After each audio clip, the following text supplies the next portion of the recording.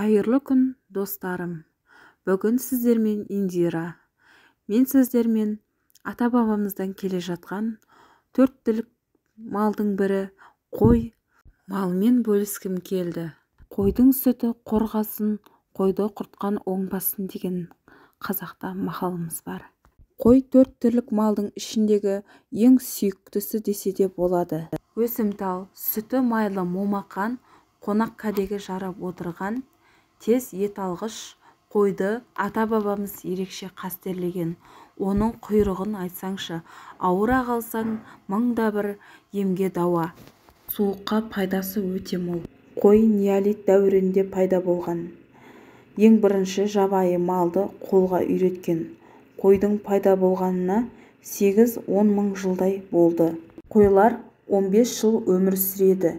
Дене ұзындығы 60-110 сантиметр болады. 5-7 айлығында жетіледі. 15-18 айында күйекке созылады. 3 түрлі атауы бар.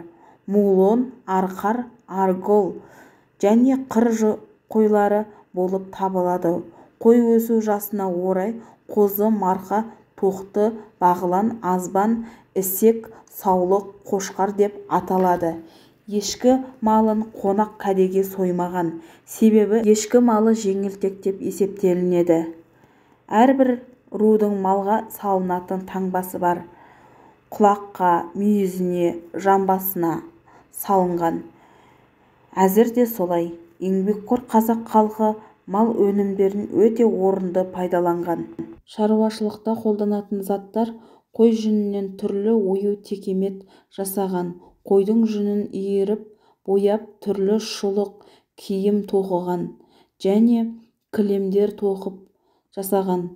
Қойдан асық алынған, қорғасын құйып ләңгі жасап, тезегін отын ретінде пайдаланған. Дүние жүзінде 170-тен аса елінде 650-дей тұқымдық топтары бар. Қой атасы шопан. Қой кең далада тез өседі. Қойшылар бағады. Жазда жайлауда, қыс мезгілінде қыстауда болады. Көктемде төлдейді. Төлдеген қозыларды сақман деп атайды. Атап екіге бөліп жаяды.